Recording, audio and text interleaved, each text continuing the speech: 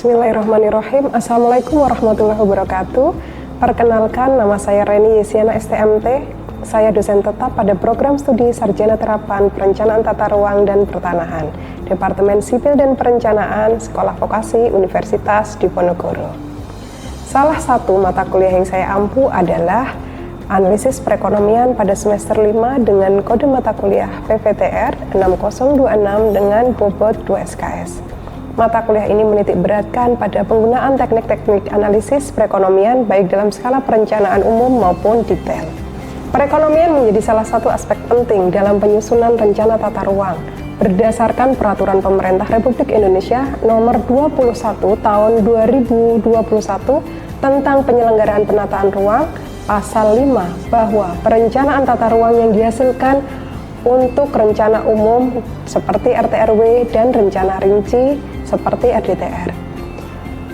Rencana umum tata ruang dilakukan pada wilayah makro seperti provinsi, kabupaten atau kota, sedangkan rencana rinci atau detail dilakukan pada bagian dari kabupaten atau kota seperti kecamatan, ibu kota kabupaten, kawasan perkotaan atau wilayah yang diprioritaskan pengembangannya. Sehingga analisis perekonomian nantinya dibedakan juga untuk rencana umum dan rencana detail. Analisis perekonomian skala wilayah menghasilkan output seperti sektor unggulan yang akan dikembangkan di mana saja, bagaimana tingkat kesenjangan antar wilayah, bagaimana proyeksi ekonomi ke depan dan investasi. Sedangkan pada skala kawasan lebih detail yaitu analisis aktivitas ekonomi, kebutuhan fasilitas ekonomi berdasarkan potensi yang ada di wilayah masing-masing, nilai lahan, dan juga sektor informal. Hasil dari analisis ekonomi ini menjadi dasar dalam perumusan tujuan perencanaan di suatu wilayah pada masa 20 tahun yang akan datang. Untuk menghasilkan analisis ekonomi yang tepat dan akurat, maka diperlukan penguasaan terhadap teknik analisis perekonomian baik level wilayah maupun kawasan. Proses pembelajaran yang akan saya sampaikan meliputi delivery, interaksi dengan mahasiswa, dan assessment. Penilaian nantinya akan menggunakan rubrik. Proses pembelajaran mata kuliah ini telah disesuaikan dengan kurikulum program studi dan menggunakan OBE, Outcome Based Education, yaitu merupakan pendekatan pembelajaran berfokus pada hasil akhir yang ingin dicapai. Metode pembelajaran yang digunakan adalah Project Based Learning atau PJBL, yaitu mengerjakan proyek nyata yang relevan dengan perencanaan tata ruang dengan menggunakan lingkup wilayah kabupaten atau kota dan kawasan perkotaan. Untuk wilayah studi PJBL ini terkoneksi dengan mata kuliah lainnya agar memudahkan dalam pengumpulan data yang digunakan. Dan mata kuliah ini nantinya untuk mensupport mata kuliah Studio Analisis Tata Ruang pada semester ke-6. Kurikulum vokasi menitik beratkan pada praktek 70% dan teori 30%. Penilaian pada mata kuliah ini mengikuti penilaian yang telah ditetapkan sekolah vokasi meliputi 25% partisipasi mahasiswa, 25% proyek, 20% tugas, kuis 10%, UTS 10%, dan UAS 10%. Tugas mingguan yang dilakukan didesain untuk mensupport proyek di akhir perkuliahan. Capaian pembelajaran lulusan atau CPL pada program studi Sarjana Terapan Perencanaan Tata Ruang dan Pertanahan ada 9. Namun yang dibebankan pada mata kuliah analisis perekonomian ini ada 2, yaitu pada CPL 4 menguasai metode pengumpulan data, analisis dan perumusan rencana tata ruang dan manajemen pertanahan, dan CPL 7 mampu menganalisis kondisi dan perubahan sistem keuangan, ekonomi, kependudukan, sosial, dan kelembagaan untuk perencanaan tata ruang dan pertanahan. Capaian pembelajaran mata kuliah atau CPMK dari analisis perekonomian adalah mahasiswa mampu melakukan analisis perekonomian atau C4 dalam perencanaan tata ruang dengan tepat dan akurat. Untuk mewujudkan CPMK tersebut, maka dibagi menjadi 3 sub capaian pembelajaran mata kuliah atau SCPMK. Yang pertama, mahasiswa mampu memahami kedudukan analisis perekonomian dalam perencanaan tata ruang, jenis-jenis alat analisis perekonomian wilayah ataupun kawasan. Yang kedua, mahasiswa mampu melakukan analisis perekonomian pada level wilayah atau kota. SCPMK yang ketiga, mahasiswa mampu melakukan analisis perekonomian pada level kawasan. Referensi yang digunakan dari ekonomi regional, artikel pada jurnal terindeks, dan beberapa dari artikel tersebut adalah artikel yang telah saya susun dan saya publikasikan. Untuk melihat proses pembelajaran, mari kita saksikan proses belajar mengajar pada mata kuliah analisis perekonomian berikut ini. Bismillahirrahmanirrahim. Assalamualaikum warahmatullahi wabarakatuh. Waalaikumsalam warahmatullahi wabarakatuh. Gimana kabarnya? Tugas menumpuk? Tetap bahagia? Oke, ya. Ya, oke ya. Kita hari ini akan melanjutkan pertemuan kelima mengenai analisis ekonomi. Ya. Sesuai dengan analisis pembelajaran kita yang di awal.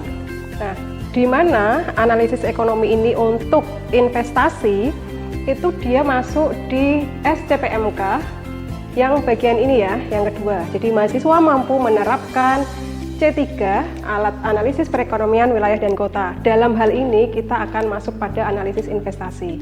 Oke ya. Nah, untuk penilaiannya, pertemuan ini menyumbang 5% untuk tugas. Nah, outline kita hari ini adalah konsep dasar tentang investasi, kemudian data-data investasi, kemudian menghitung peranan investasi, yang terakhir terkait dengan penentuan lokasi investasi. Yang pertama masuk di definisi investasi. Menurut kamu investasi apa, Mbak? Investasi itu kita membeli suatu aset yang diperkirakan jangka panjang itu akan memiliki keuntungan. Ya, intinya adalah keuntungan gitu ya.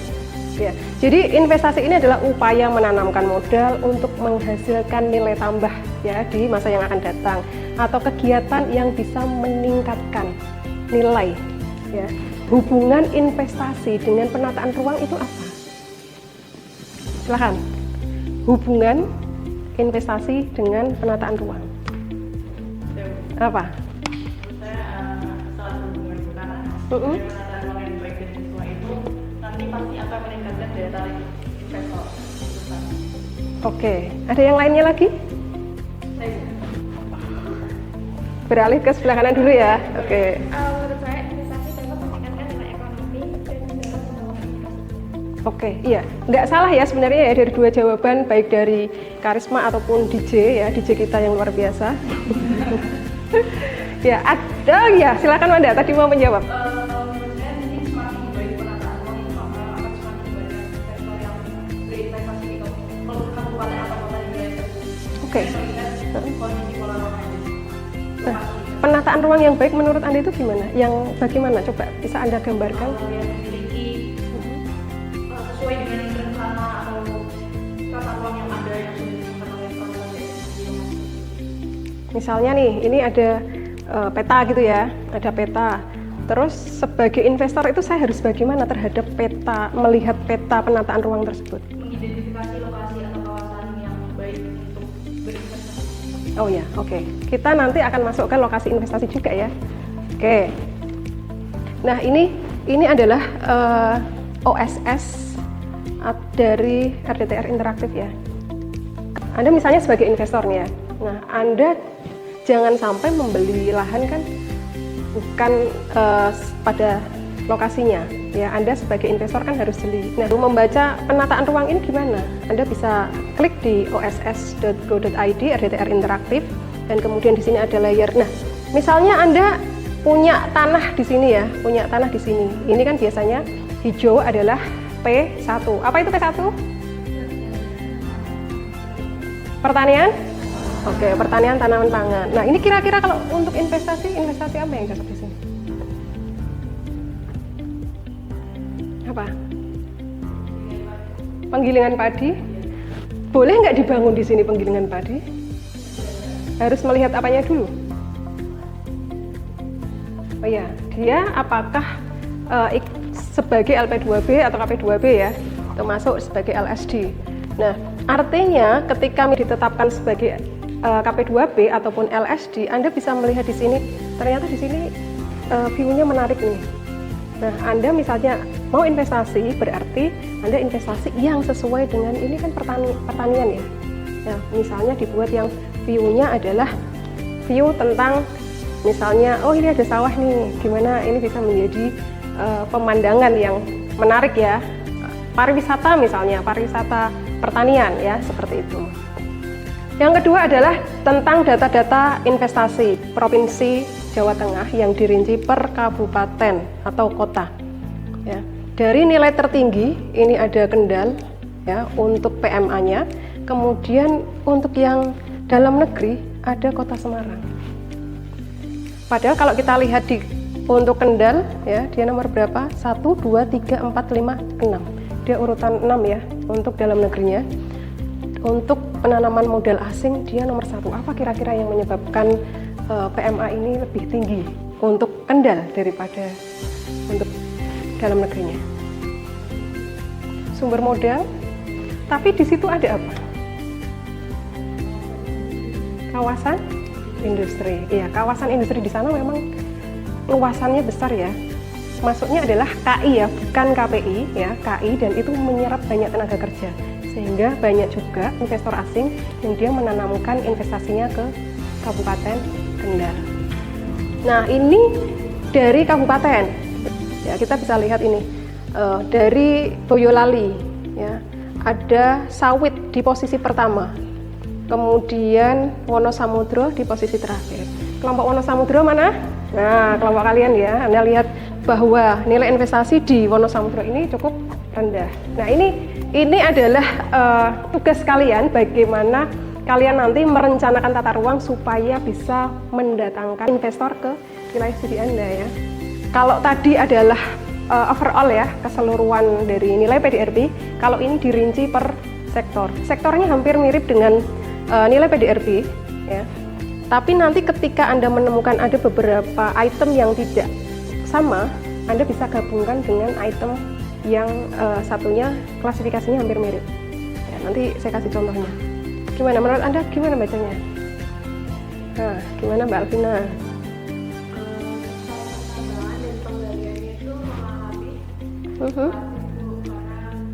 Pertambangan dan penggalian warna orange ini ya, masih di bawah.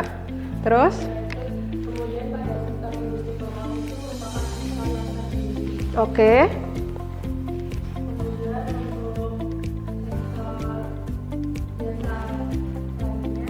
Jasa lainnya terendah, sektor lainnya terendah. Ayo, ada yang lain? Cetak.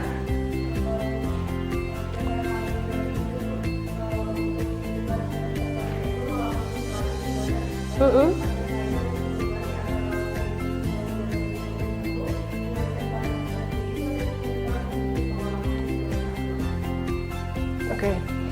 Berarti karakteristik dari Kota Semarang itu investasi yang masuk itu paling banyak di sektor apa? Itu masuk kategori primer, sekunder, tersier? Sekunder. Ya, kalau dia sudah ada proses mengolah, dia masuk di sekunder ya. Nah, tadi pengolahan industri ya cukup besar ya. Dan kalau kita lihat persebarannya hampir merata, satu Kota Semarang. Dan ternyata paling tinggi itu ada di Satunggenuk, Ngalian, dan Tugu. Nah, kita coba lihat dokumentasi di masing-masing kecamatan. Ya, ini potret industri besar. Di Ngalian contohnya adalah PT Eurodesign, kemudian di Genuk itu ada PT Ebako Nusantara, kemudian di Kecamatan Tugu ada PT Laju Sinergi Metalindo. Nah, sekarang masuk di perhitungan peran investasi. Sampai di sini ada yang kurang paham? Jelas? Oke, jelas, saya lanjutkan ya. Nah, masuk di perhitungan peranan investasi. Kalau Anda mau menghitung peranan investasi terhadap perekonomian, berarti Anda tinggal membagikan dengan nilai PDRB. Mana yang paling tinggi peranan investasi terhadap perekonomian di Kota Semarang? Pada sektor apa?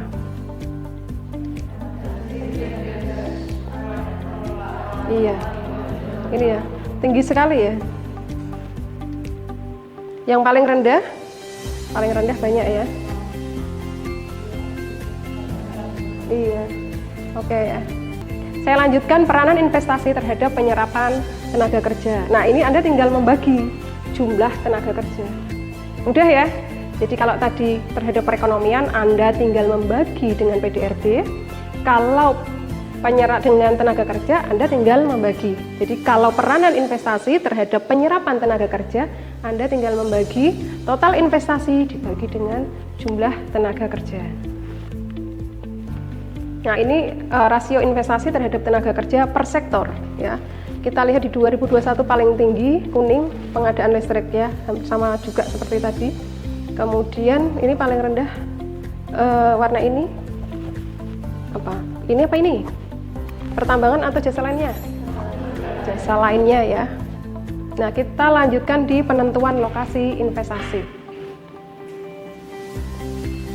Ada beberapa variabel yang bisa kita gunakan ya. Jadi tadi Anda sudah belajar bagaimana menghitung, terus kemudian kita akan melihat jadi sebagai perencana tata ruang ya, Anda harus jeli mana lokasi-lokasi mana saja yang bisa direkomendasikan kepada investor agar investor bisa masuk ke wilayah studi Anda ya, dan mendatangkan income untuk wilayah studi tersebut. Ada beberapa variabel yang bisa kita gunakan. Ada nilai lahan, kemudian aksesibilitas. Kalau kita kemudian aksesibilitas berarti kita pakai data apa? Jalan ya, jaringan jalan ya. Kemudian kita scoring. Nah, ini outputnya adalah lokasi potensial untuk investasi. Tapi ini belum jadi lokasi yang clear ini ya. Harus kita overlay dulu dengan ketersediaan lahannya. Ya, kalau ternyata di situ potensial tapi sudah ada bangunannya kan kita nggak bisa pakai itu. Nah, kemudian yang kedua kita akan melihat ketersediaan lahan dari beberapa variabel. Ada conservation area atau area lahan konservasi yang itu terdiri dari LSD, terus kemudian sempadan, ya. Terus kemudian pengembangan lahan yang dibatasi itu biasanya ada lahan terbangun ya. Jadi lahan terbangun kan sudah tidak bisa digunakan untuk ketersediaan lahan nggak bisa dari situ. Kemudian ada di sini variabel terakhir ini tergantung ya. Ini saya contohkan dari penelitian saya ya. Nah, kenapa saya masukkan tourism location ini? Karena di Ambarawa itu juga dikenal sebagai pariwisata ya. Nah, sehingga ini nanti akan saya lihat lokasi-lokasi mana saja yang dia letaknya dekat dengan tempat pariwisata. Nah, kita coba contohnya. Nah, ini ada nilai lahan ya, nilai lahan kemudian diklasifikasikan nanti menjadi 5 kategori. Kemudian ini ada aksesibilitas, dikategorikan menjadi 5 juga ya, sangat mudah dan seterusnya. Terus kemudian ada di sini adalah hasilnya. Nah, setelah 2 variabel tadi di overlay ya, Anda akan melihat lokasi paling tinggi nanti adalah nilainya skornya 10 ya, karena dari masing-masing tadi ada skor 1 sampai 5. Kategorinya kan sama klasifikasinya, ada 1 sampai 5 ya. Dan yang kedua juga kemudian aksesibilitas ada 1 sampai 5, sehingga kalau di total semuanya 10 untuk skor tertinggi dan skor terendah itu ada 2 ya. Kemudian kita pakai aturan Stargest atau Anda bisa pakai referensi ya, yang itu Anda bisa lihat di artikel di dalam jurnal yang sudah ada. Nah, kemudian ini terlihat nih, yang merah ini tidak potensial ya, kemudian yang kuning ini kurang potensial, yang ketiga adalah potensial. Nah, yang terakhir ini, yang potensial ini akan kita overlay dengan ketersediaan lahan.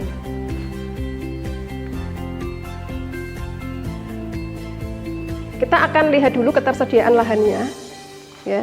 Di yang hijau ini adalah kawasan konservasi ya, jadi dia ada LSD, kemudian sempadan, nggak boleh digunakan untuk lahan budidaya. Kemudian yang pengembangan terbatas ya, artinya limitasi seperti lahan terbangun itu juga tidak diizinkan, sehingga dia masih tersisa yang development ini ya, ini yang merah-merah itu masih tersisa. Tapi kita akan lakukan overlay ya, lakukan overlay dengan lahan potensial tadi akan di-overlay dengan ketersediaan ini. Nah, hasilnya ini sedikit ya ternyata ya. Jadi yang potensial tadi belum tentu ada lahannya, ya, karena sudah ada lahan terbangun di situ. Nah, kita lihat ini. Nah, kemudian dari sini saya melihat bahwa lokasi-lokasinya dekat dengan pariwisata, ya, sehingga ini bisa kita jadikan rekomendasi. Ya, Anda bisa merekomendasikan ke investor untuk berinvestasi di wilayah-wilayah ini, ya. Di Baran itu masih ada kawasan campuran, ya. Dan ini kalau kita lihat dari lokasinya ternyata dia masih kosong, beberapa masih kosong. Begitu. Sampai di sini ada pertanyaan, silahkan. Oke, silahkan.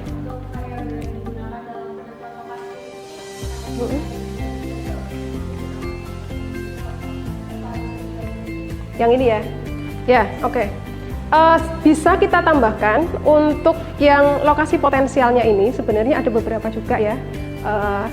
Kedekatan dengan sarana, ya, itu juga bisa. Terus kemudian yang ini itu tergantung Anda mau investasi dalam hal apa. Kalau misalnya itu industri, ya berarti kan harus yang dekat dengan industri. Jadi ada satu hal yang itu sangat urgent, yaitu apa? Rencana pola ruang. Jadi harus tetap kita sesuaikan dengan rencana pola ruang yang ada di kabupaten masing-masing. Karena kalau tidak sesuai dengan rencana pola ruangnya, nanti juga seorang investor nggak akan membeli itu, ya, tanah di situ nggak diizinkan. Karena kalau misalnya investor mau berinvestasi di situ, dia kan harus mengajukan KKPR, ya kan, izin berusaha. Nah, kalau di situ tidak disetujui, ya, karena lokasinya ternyata tidak sesuai dengan pola ruangnya, maka itu akan menghambat investor masuk ke lokasi studi itu. Gitu ya, bisa dipahami? Oke.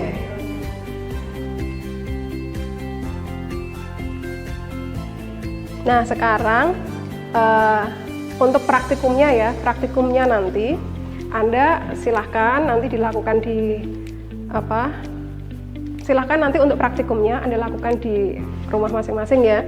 Jadi Anda mencari data investasi, time series, jumlah penduduk, kemudian data PDRB, menghitung pertumbuhan penduduk, terus kemudian menghitung Excel ya. Jadi ada dua outputnya, satu adalah perhitungan investasi, yang kedua adalah penentuan lokasi untuk investasi. Di sini ya, nanti overlay peta-peta yang tersedia. Nanti kalian kelompoknya seperti biasa ya. Dari tahap 1 kan kita sudah desain untuk pembentukan kelompok di wilayah studinya masing-masing. Nah, sumber datanya bisa Anda dari BPS, kemudian dari dinas ya, atau Anda bisa pakai Google Street View, My Maps atau sumber lainnya, ataupun Anda bisa beroncek ke lapangan. Nah, ini adalah rubrik penilaian ya. Rubrik penilaian untuk penentuan lokasi investasi. Anda mau nilai berapa? Mau nilai ini atau mau nilai 70 sampai 74 atau mau nilai yang paling tinggi 80 sampai 84. Berarti Anda harus pastikan input datanya. Data berasal dari wali data yang betul ya, yang benar. Kemudian overlay-nya. Kalau mau nilai yang paling tinggi berarti skor cara menentukannya itu, scoringnya itu harus tepat ya.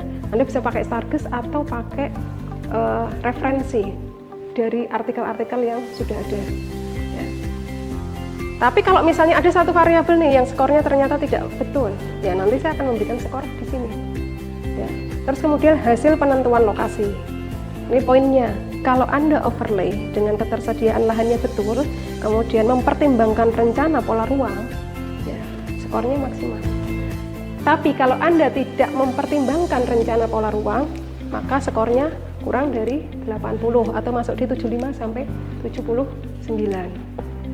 Oke? Oke, ya. Karena kalian juga sudah belajar GIS, data-data dari mata kuliah lain juga sudah mendukung ya. Data aksesibilitas jalan sudah ada? Sudah, oke. Terus kemudian yang nilai lahan sudah ya, dan sekarang kita akan melakukan diskusi ya. Anda lihat, kenali dulu investasi-investasi apa yang sudah ada di wilayah studi kalian. Silahkan petanya dibuka terus kemudian ditempelkan dan Anda kasih sticky note. Oke ya. Ini wilayah studinya mana Mbak? Wonosamudro ya. Wonosamudro tadi kan investasinya paling rendah ya.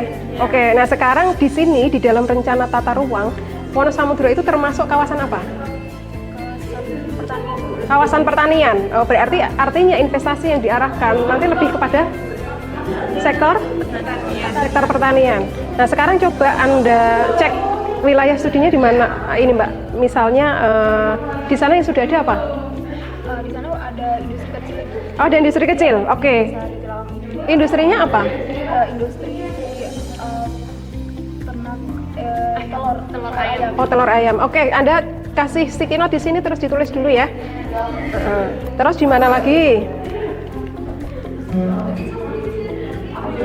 Di Sarpati. Di sini? Iya. Oke. Pengolahan tembakau. Pengolahan tembakau, ya. Lakukan seperti itu ya.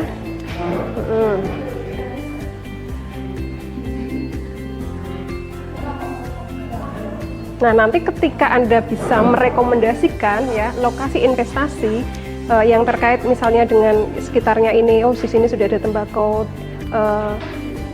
keterkaitannya dengan yang ada di sekitarnya tadi, gitu ya. Dilanjutkan dulu, saya pindah ke kelompok lain ya. Berapa? Coba yang ini apa ini? Ini pariwisata. Oh, ada pariwisata. Yang Anda bayangkan nanti di sekitar situ ada investasi apa? Kan wisatanya air Bu, jadi kalau misalkan gitu kan kemungkinan bisa menarik turis banyak ya Bu, jadi mungkin wisatanya lebih ke wahana air atau mungkin ada kayak makanan resto dan lain sebagainya itu bisa Bu. Oke, nah sekarang kalian nanti lokasinya ada di mana kan yang akan kalian overlay beberapa tadi. Nah, ini Anda sudah mengidentifikasi, bagus ya. Di sini ada pariwisata dan Anda sudah bisa untuk melihat investasi apa yang akan berkembang di sana. Karena ini kan secara existingnya banyak industri ya Bu, nah, terus kita mikirnya ketika ada banyak industri ini kan bisa dikatakan mungkin KI ya Bu, kalau bilang itu banyak pekerja industri yang memang membutuhkan lahan bangunannya sebagai tempat permukimannya. Nah, itu mungkin kalau investasi yang cocok itu pengembangan pada lahan perumahannya, permukimannya. Oke ya, kalian tadi mengidentifikasi lokasi-lokasi yang sudah ada di wilayah studi kalian ya, yang nanti ke depan kira-kira bisa digunakan untuk investasi apa ya. Saya lihat sudah cukup bagus kalian mengidentifikasi dari peta yang sudah Anda bawa tadi. Nah, sekarang saya minta salah satu untuk menyampaikan pembelajaran apa yang bisa Anda simpulkan hari ini. Silahkan. Siapa? Saya, Bu. Oke, Artisa, silahkan. Ketika investasi itu bisa diberikan di jalan-jalan atau di tanah yang memang dekat dengan jalan utama seperti itu Bu. Tapi setelah pembelajaran tadi saya jadi tahu ketika kita menempatkan lokasi investasi itu terdapat limitasi-limitasi. Seperti tadi kan contohnya di wilayah studi kami di Boyolali itu di teras, kemudian Mojosongo itu kan memang banyak punya potensi investasi di bidang mungkin penyediaan perumahan untuk industri. Nah, tapi ketika kita lihat di data juga kan terdapat limitasi berupa LSD. Nah, dari situ kita jadi tahu memang perlunya melakukan overlay untuk penilaian lokasi yang potensial seperti itu. Oke, bagus ya. Tepuk tangan dulu. Ya, pembelajaran yang sangat luar biasa ya. Jadi saya harap Anda juga semuanya bisa melihat bagaimana nanti lokasi-lokasi yang potensial ya dengan ketersediaan lahan yang sudah ada. Bagi teman-teman yang belum bisa, jangan sungkan untuk belajar ke teman-teman yang sudah bisa. Dan bagi teman-teman yang sudah bisa, silahkan berbagi ilmu dengan teman-teman yang lain. Ya, semakin Anda banyak memberi, semakin Anda akan banyak menerima. Begitu ya? Oke. Sekian pertemuan kita hari ini. Terima kasih semuanya. Semangat belajar. Semoga Anda selalu sukses. Amin. Ya, terima kasih. Assalamualaikum warahmatullahi wabarakatuh. Demikian proses belajar mengajar pada mata kuliah analisis perekonomian dengan materi analisis investasi yang telah disesuaikan dengan kurikulum program studi Sarjana Terapan Perencanaan Tata Ruang dan Pertanahan. Terima kasih. Wabillahi taufiq wal hidayah. Wassalamualaikum warahmatullahi wabarakatuh.